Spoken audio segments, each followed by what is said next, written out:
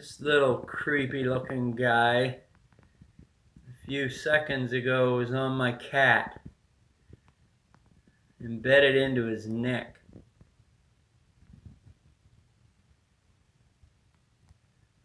Never actually had to remove one. Never really saw one except in pictures.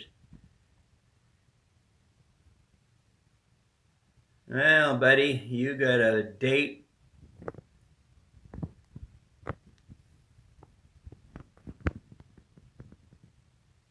You got a date with the flush.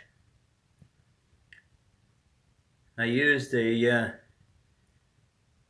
little, I didn't have a tool, but I watched a lot of videos. I had tweezers, but I didn't really feel comfortable with the tweezers. So I saw some videos with tools and different tools for removing them, and he ends up shaking here. One of the tools was a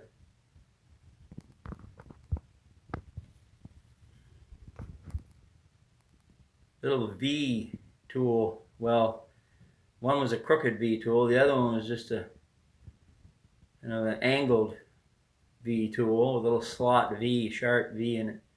Well, I happen to remember I have a screwdriver. It's for removing staples or something.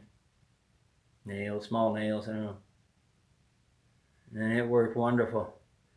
You just, instead of pulling it, you push it. You just get it in front of the head and put constant pressure behind the tick and hold the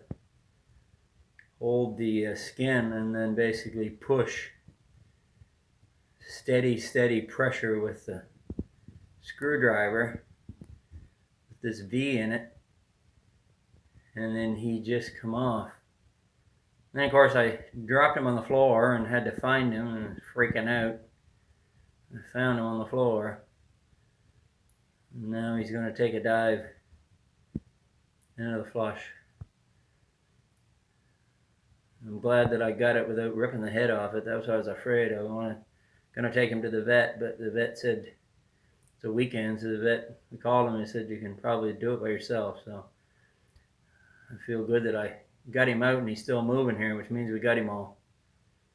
So great.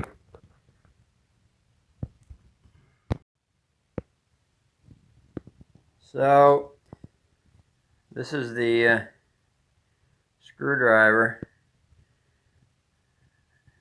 I don't know. I think it's a screwdriver for removing small nails or staples or whatever. But it's fairly chunky. I thought it might be a little too big for a tick, because I think some of the tools that I was seeing online that they were using were a little, the groove was a little tighter as far as, but see, this shows to my thumbnail how big the groove is, but it actually worked really good. And I had watched a video on removing them, and this one video, the woman was showing you just got to keep constant pressure on the tick and hold the skin back behind it. And then basically, I couldn't believe how long she was actually putting pressure on. I was thinking, you just kind of push it off, but that's the secret, is just constant pressure. And I had to hold it for a while, and then finally it just seemed to just release. And that's the thing, you kind of make them back out, and that way you're less apt to rip the heads off them or whatever. But yeah, I was quite amazed that it was easier than I thought, and I didn't really want to even attempt it. But anyway, the tick's off, and cat put some antiseptic stuff on it, so salve, so polysporin or whatever, so just keep an eye on it. And I guess cats are quite resistant. We were talking to the vet, they're quite resistant to Lyme disease, so hopefully maybe it didn't even have Lyme disease, hopefully. But anyway, and good ending to what I thought was going to be a real ordeal, and didn't have to bother taking it to the vet, so good all around.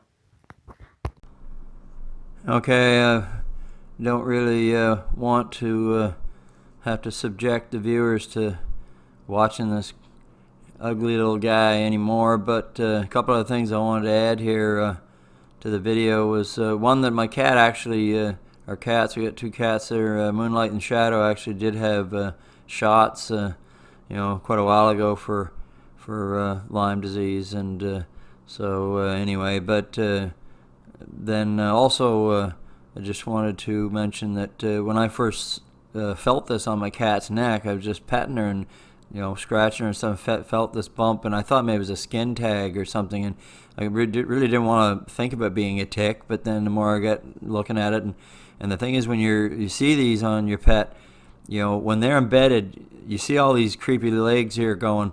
You can't see those legs hardly at all, and the head. I mean, it was embedded. I had to look really close. You could see something, and it just didn't look like it was really something growing on there. You just like this here. You see how he's got his head right down in, and those legs were completely disappeared. He had those legs like almost hidden, and it makes you think that maybe it isn't a bug. But you look at me and wife were really amazed. I'd never seen a tick really before, owning pictures, and you look at his little feet here. He's got little hooks on them. They're little hooks that are sticking out, and I would imagine that they use those to just latch right on to a critter and hold on for dear life. And then I don't know what they've got. I've got to do some research on it. I don't know what they got for mouth parts, or they got something that they're sucking the blood out of an animal, but they must have some type of a pincer or something. But these little claws must just hang on for dear life. They would really have a chance to hide, because deer hair is so thick and heavy, and they could really get in there and just be like a forest for them, and they'd never fall off. On a cat, I mean, cats are scratching all the time, and a cat might knock it up before it even gets attached. And I also want to add that both of our cats are indoor cats, and they Shadow did escape here one day. She only just went a few feet, but they probably got the tick, from me being out in the woods, and on my clothes. Probably I brought it in, and then it got onto her. But and this is Shadow, and she's looking pretty comfortable here. She doesn't even know what was on her. And I had this video pretty well all done, and was kind of celebrating my success, and then I kind of realized something that I got watching the video when I was kind of reviewing it, and it seemed to me that something was missing on that tick.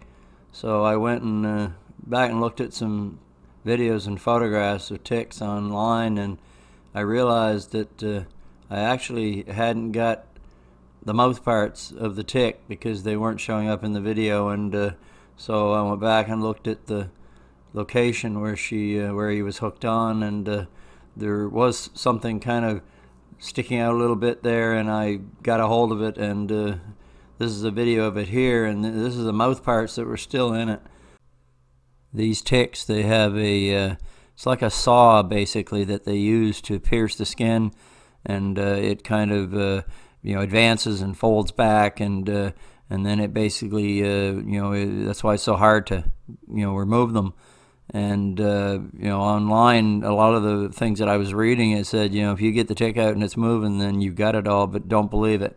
If you rip its head off, then obviously it's going to be dead, but if you don't get that saw or the mouth parts, then it can still get infected. So just be diligent, and just learn from my mistake, and then but the vet did tell us that if you do miss any in the wound, it will basically come out on its own, kind of like a sliver. So I wasn't too concerned, and the wound didn't look infected, and it still doesn't. But anyway, you should try and double check and make sure you get all you can anyway. So another thing is I basically flushed the tick, but they say, well, of course, if it's in your own skin especially, but even I should have kept it, because they can say if you did need to test it or whatever for Lyme disease or whatever, or any infections, it's kind of good to keep it. But